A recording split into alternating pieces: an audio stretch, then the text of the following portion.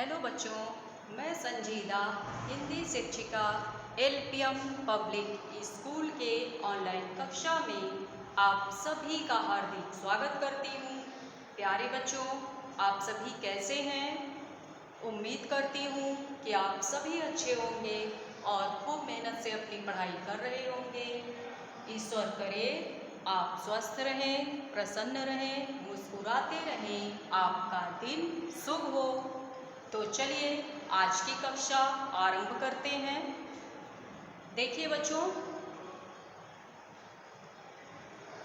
आज हम लोग शुरू करने जा रहे हैं अपना व्याकरण वाला भाग। ठीक है, आप सभी जानते हैं कि पिछली क्लास में, पिछली कक्षा में हम लोगों ने अपनी क्षितिज जो पुस्तक है उसके काव्य खंड और गद्य खंड को पढ़ा और कृतिका को भी पढ़ा। तो आज से हम लोग अब व्याकरण पढ़ेंगे। तो क्या आपको पता है व्याकरण किसे कहते हैं?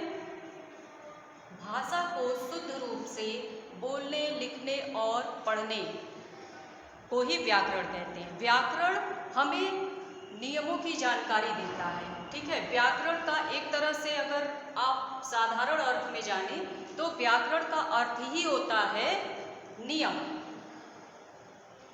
हर चीज का अपना एक अलग नियम होता है और हमें उन नियमों के आधार पर चलना पड़ता है। जैसे हमारी प्रकृति में भी नियम है, हमारे घर में नियम है, हमारे स्कूल में नियम है, उसी तरह से हमारी जो हिंदी विषय है उसमें भी नियम है और हमें उन नियमों का पालन करना होगा। अगर हम नियमों का पालन नहीं करेंगे तो फिर हमें समस्याएं हो सकती हैं। ठीक है, कोई भी काम हमारा सुचारू रूप से फिर नहीं चलेगा।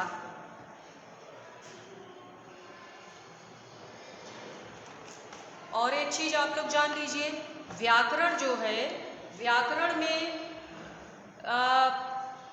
कितने उपसर्ग आते हैं?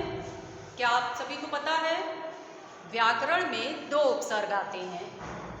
इसको समझ लीजिए, व्याकरण, ये जो व्याकरण है इसमें 2 उपसर्ग आते हैं। कौन कौन से? वी, वन, आ, धन, करण। ये करण क्या है? करण हमारा मूल शब्द है। ठीक है, तो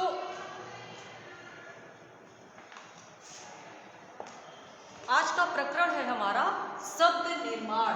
शब्द निर्माण, उसमें उपसर्ग को हम लोग पढ़ेंगे। ठीक है,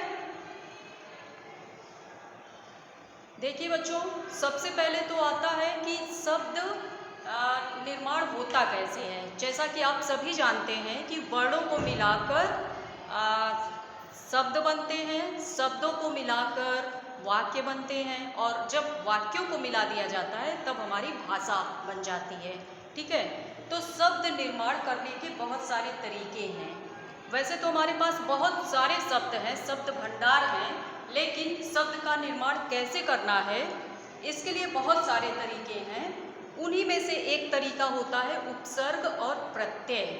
ठीक है, जिनसे नए शब्द बनते हैं। ये उपसर्ग और प्रत्यय ऐसे शब्दांश होते हैं जिनको मूल शब्द के आगे या पीछे जब लगा दिया जाता है तो उनके अर्थ में बदलाव आ जाता है। ठीक है, तो चलिए अब हम आपको बताते हैं। ठीक है, तो शुरू करते हैं। देखिए, आपकी पुस्तक में दिया है शब्द निर्माण के बारे में। भाषा एवं साहित्य का मूल आधार शब्द ही है। प्रत्येक भाषा का अपना शब्द भंडार होता है जिसमें हजारों या लाखों शब्द होते हैं। भाषा के इस शब्द भंडार में नए नए शब्द जुड़ते हैं और प्रत्येक भाषा में मुख्यतः 2 प्रकार के शब्द होते हैं, मूल शब्द और व्युत्पन्न शब्द। ठीक है, हिंदी भाषा के शब्दों की जो रचना होती है वो कई प्रकार से होती है। शब्दों के आरंभ में और अंत में कुछ ऐसे शब्दांश जोड़ दिए जाते हैं जिनसे उनके अर्थ में नवीनता आ जाती है। ठीक है, तो चलिए हम लोग देखते हैं। जैसे एक एक करके समझते चलिए। जैसे अगर हमें लिखना है उपसर्ग, उपसर्ग के बारे में बता रहे हैं। उपसर्ग की परिभाषा क्या है? शब्दों के प्रारंभ में जुड़कर जब नए शब्द बनाते हैं तब उसे उपसर्ग कहते हैं। जैसे हम लिखेंगे आ, घर, हार। ये आ हमारा उपसर्ग है और हार क्या है? मूल शब्द। तो इसको मिलाकर हम बना देंगे आहार।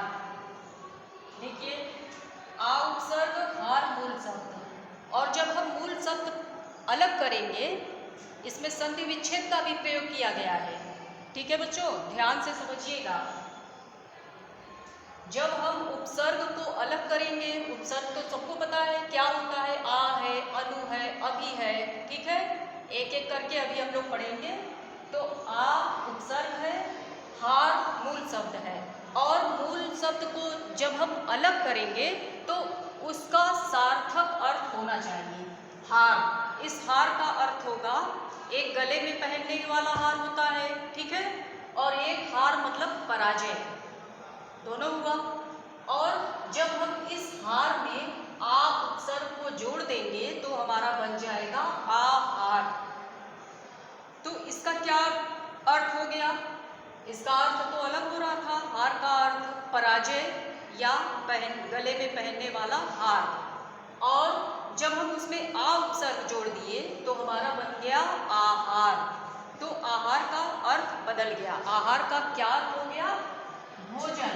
देखिए, आहार का अर्थ हो गया भोजन। अर्थ में बदलाव आया। जब हम उपसर्ग का प्रयोग किए तो अर्थ में बदलाव आया ना। चलिए इसी प्रकार देखिए, प्र, धन, हार मिलकर क्या बना? नया शब्द प्रहार। इसमें प्र उपसर्ग है, हार का वही अर्थ हुआ, गले में पहनने वाला हार या पराजय। जब इसको मिलाकर हम एक शब्द बनाएंगे तो बन जाएगा प्रहार। और प्रहार का क्या अर्थ होता है? चोट। जैसे चोट लगना, किसी पर प्रहार करना, मारना। ठीक है, प्रहार का अर्थ होता है चोट। इसी प्रकार से लिखिए विहार। वि उपसर्ग है प्लस हार मिलकर क्या बना? विहार। ठीक है, तो हार का वही अर्थ हुआ, गले का हार या फिर पराजय। इसमें जब वी उपसर्ग जोड़ देंगे तो हो जाएगा विहार, अर्थ बदल जाएगा। ठीक है, शब्द भी बदल गए, उसके अर्थ में भी नवीनता आ गई। तो इस विहार का क्या अर्थ होगा? भ्रमण करना, भ्रमण करना। ठीक है बच्चों, इस तरह से हम शब्द निर्माण करते हैं।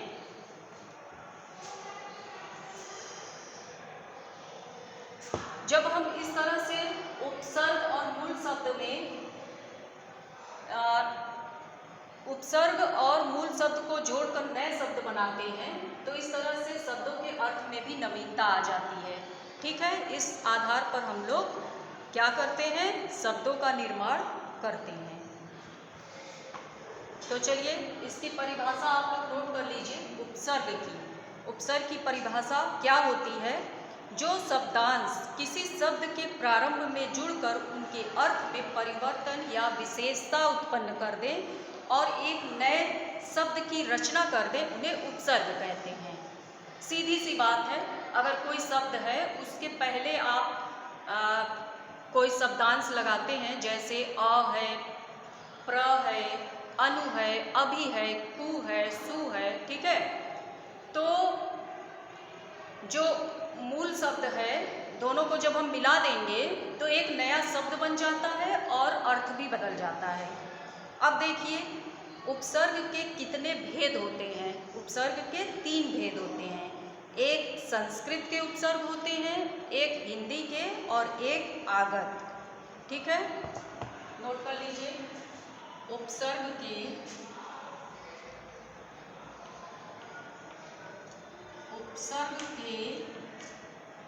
3 भेद होते हैं। उपसर्ग के 3 भेद होते हैं। कौन कौन से? पहले नंबर पर आता है संस्कृत के उपसर्ग,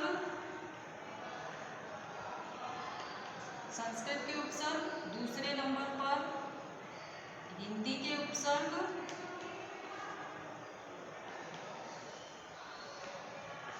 और पहले नंबर पर संस्कृत के उपसर्ग, दूसरे नंबर पर हिंदी के उपसर्ग, और तीसरे नंबर पर विदेशी उपसर्ग। विदेशी उपसर्ग में बहुत सारी भाषाओं से शब्द आएंगे। जैसे संस्कृत के उपसर्ग में आपका आएगा तत्सम, और हिंदी के उपसर्ग में तद्भव। तद्भव को ही हिंदी के उपसर्ग कहते हैं, तत्सम को ही संस्कृत के उपसर्ग कहते हैं। और विदेशी उपसर्ग में क्या आएगा? जैसे अरबी फारसी के आगत ध्वनियाँ जो विदेशों द्वारा प्राप्त हैं और उनको हमारी हिंदी भाषा ने अपना लिया है। तो इसमें अरबी, फारसी, उर्दू, बहुत सारी भाषाओं के शब्द इसमें आएंगे। अंग्रेजी, ठीक है, तुर्की, चीनी। तो इस तरह से आपको पढ़ना है। अब एक एक करके हम लोग इसको समझेंगे, ठीक है बच्चों।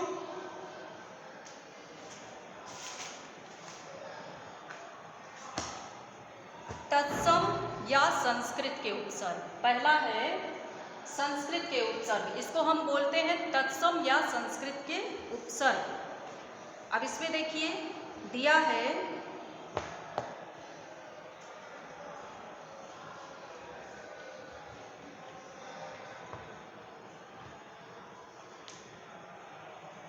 अभाव, ठीक है। अभाव, ये अ जो है ये संस्कृत के उपसर्ग हैं। इसमें जब हम मूल शब्द भाव जोड़ेंगे तो हमारा हो जाएगा अभाव।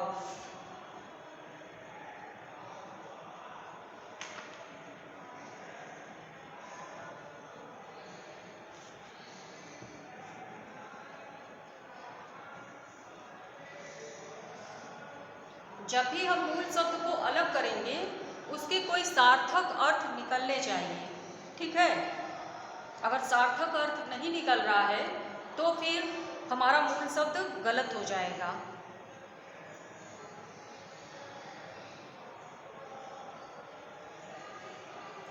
जैसे एक देखिए यहाँ पर लिख रहे हैं आगमन। आगमन, इसको अगर कहा जाए कि इसके उपसर्ग और मूल शब्द को अलग कीजिए तो आप कैसे अलग करेंगे? अगर आप लिख दिए आग प्लस मन, तो क्या आग उपसर्ग है? नहीं, अ उपसर्ग है और आ उपसर्ग है। आग कोई उपसर्ग नहीं है और मूल शब्द ये मन है। मन का तो अर्थ होता है लेकिन आग कोई उपसर्ग नहीं है। तो इसको सही रूप से हम कैसे अलग करेंगे? आ प्लस गमन। अब हुआ आ उपसर्ग गमन। गमन मीन्स जाना। इसका अर्थ आ रहा है गमन। गमन मीन्स जाना।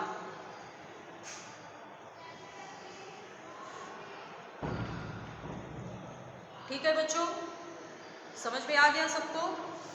इसी तरह से अपनी पुस्तक में आप लोग देखकर खूब अच्छे से प्रयास करते रहिएगा। जैसे अ उपसर्ग से कितने बहुत सारे शब्द बनेंगे, लेकिन कुछ उदाहरण के तौर पर बता रहे हैं। जैसे अ प्लस ज्ञान, अज्ञान। अ प्लस धर्म, अधर्म। अ प्लस भाव, अभाव। देखिए अ उपसर्ग किस में लगता है?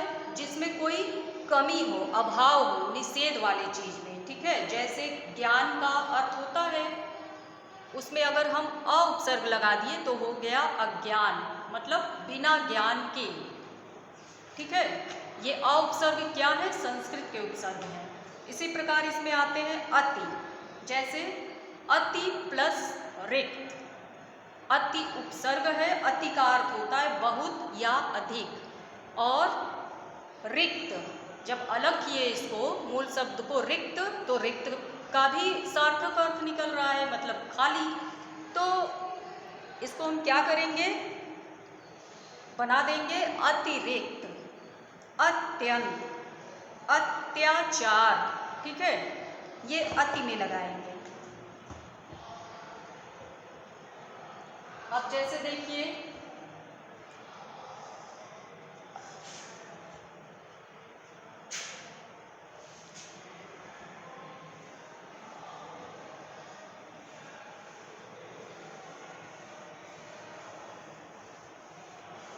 इन सबको अच्छे से समझते हुए चलिएगा। जैसे दिया है अत्याचार, एक शब्द है अत्याचार। तो अत्याचार में उपसर्ग क्या है, क्या हम इस तरह से इसको लिख सकते हैं, अत प्लस आचार, ऐसे लिख सकते हैं। बोलिए, अच्छे से समझिएगा आप लोग। अत प्लस आचार ऐसे लिख सकते हैं? नहीं। तो हम कैसे लिख सकते हैं? अति प्लस याचार। ध्यान दीजिएगा बच्चों, इसका तो कोई मतलब ही नहीं निकल रहा है। मूल शब्द जो है उसका कोई सार्थक अर्थ निकलना चाहिए। ठीक है, दोनों गलत। इसको हम निकालेंगे, यहाँ या है, ठीक है, तो हम और त है और या है। देखिए त्या, अत्य, अगर हम निकाल दिए अत्य, धन आचार, तो भी गलत हो जाएगा। अत्य तो कोई उपसर्ग नहीं होता है, इसको अच्छे से समझिएगा। तो इसका हम निकालेंगे अति, क्योंकि ये जो त है और या है, ठीक है, ये दोनों अलग अलग है। अत्या, अलग का मतलब ये दोनों क्या है, आधा त और य। इसको जब हम अलग करेंगे तो बन जाएगा त धन य, और जब त और य मिलेगा तो इससे मिलकर क्या बनेगा, ई बनेगा। ठीक है, तो इस प्रकार से इसको हम अलग करेंगे। अति धन, इसको बना देंगे अति, और इसको बना देंगे या। ठीक है, आचार, अति धन आचार। इसी प्रकार से अत्यंत है। ठीक है, और क्या क्या शब्द है, अत्यंत है, अत्याचार है, अतिरिक्त है। तो आ गया समझ में।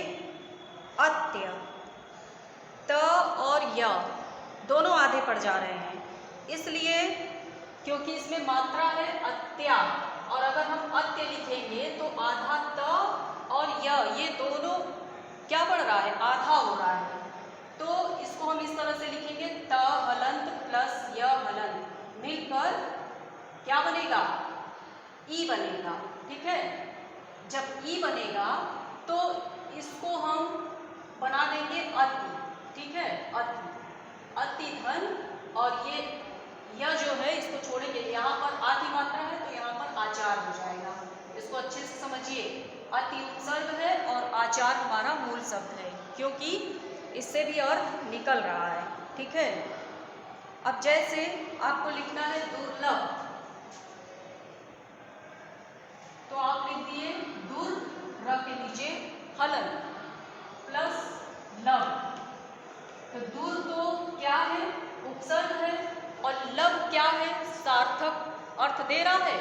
लब जो शब्द है इससे सार्थक अर्थ निकल रहा है। ठीक है, लब का अर्थ होता है प्राप्त होना। पहले इसको हम मिलाकर लिखेंगे दुर्लभ, दुर्लभ, नया शब्द बना दिए दुर्लभ। ठीक है, दुर उपसर्ग और लव का अर्थ होता है प्राप्त होना।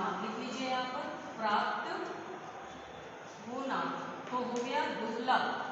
तो इस र को हम ल के ऊपर रेफ र की मात्रा की तरह से लगाएंगे, क्योंकि दु और ल दोनों के बीच में उच्चारण र का आ रहा है, ठीक है, तो इसलिए ल के ऊपर लगेगा, दुर्लभ।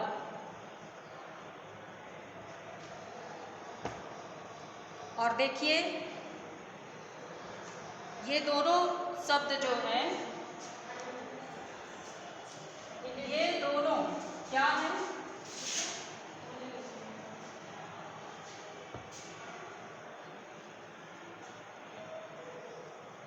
ये दोनों संस्कृत भाषा के शब्द हैं, ठीक है। एक अति और एक धुर क्या है? संस्कृत भाषा के उपसर्ग हैं। इसको नोट करिएगा, संस्कृत भाषा के उपसर्ग हैं, ठीक है बच्चों। जैसे कि शब्द के 3 भेद हैं, तत्सम संस्कृत के उपसर्ग, तद्भव हिंदी के उपसर्ग और विदेशी उपसर्ग, ठीक है। तो संस्कृत के उपसर्ग में इस तरह के उपसर्ग आएंगे, अति, दुर, ठीक है। और क्या क्या आएंगे अपनी पुस्तक में से देखकर याद कर लीजिएगा। अधि जैसे अध्यक्ष, अधिनायक, अध्यादेश, ठीक है। और अनु आएगा अनुकरण, अनुशासन, अनुराग। और अप आएगा अपमान, अपकीर्ति, अपव्यय, ठीक है। अभि उपसर्ग आएगा अभिमुख, अभिज्ञान, अभिप्राय। औ में आएगा अवगुण, अवशेष, अवतार। इसी तरह से परा, परा का अर्थ होता है उल्टा या विपरीत या रहित, जैसे परा प्लस जय, पराजय, ठीक है। जय का भी अर्थ निकल रहा है। परामर्श, पराक्रम। परि, परि भी उपसर्ग है। परि का अर्थ होता है चारों ओर, जैसे पर्यावरण, परिधन, आवरण। परि उपसर्ग चारों ओर और आवरण चारों ओर से ढका हुआ। हम जहाँ पर हैं वह चारों ओर से ढका हुआ है, ठीक है, मतलब पर्यावरण है। ये हमारे आसपास के सभी पर्यावरण हैं, ठीक है। पर्यटन, परिवार। और सु है, जैसे सुबोध, सुपुत्र, सुमति। कु है, ये सब संस्कृत के उपसर्ग हैं, याद रखिएगा। कुकर्म, कुरूप, कुपात्र, ठीक है बच्चों। तो इस वीडियो को आप लोग बार बार देखिए और समझने का प्रयास कीजिए। अगर नहीं समझ में आता है तो फिर से आपको बताया जाएगा, कमेंट कीजिएगा, कमेंट में भी आपकी समस्या का समाधान किया जाएगा। और जब आप लाइव क्लास अटेंड करते हैं तो उसमें भी आप सब पूछ सकते हैं, ठीक है। तो आज के इस भाग में यहीं तक रहने देते हैं संस्कृत के उपसर्ग। और अब अगले वीडियो में हम लोग पढ़ेंगे हिंदी के उपसर्ग, ठीक है। तो बच्चों, उम्मीद करती हूँ कि मेरे द्वारा बताए गए शब्द निर्माण में उपसर्ग आप सभी को अच्छे से समझ में आ गए होंगे, ठीक है। और आज हम लोगों ने क्या क्या पढ़ा कि व्याकरण किसे कहते हैं, उपसर्ग किसे कहते हैं, शब्द निर्माण कैसे होता है, और उपसर्ग के 3 भेद होते हैं, तत्सम संस्कृत के उपसर्ग, तद्भव हिंदी के उपसर्ग और विदेशी उपसर्ग, ठीक है। तो जिसमें आज हम लोगों ने तत्सम संस्कृत के उपसर्ग को पढ़ा। अब आप सभी खूब मेहनत से पढ़ाई करिए और आगे बढ़ने का प्रयास करते रहिए। आप सबकी परीक्षा भी आने वाली है, तो अच्छे से रिवीजन करते रहिएगा, ठीक है बच्चों। तो चलिए, अब आज के लिए बस इतना ही। खुश रहिए, प्रसन्न रहिए, मुस्कुराते रहिए। धन्यवाद।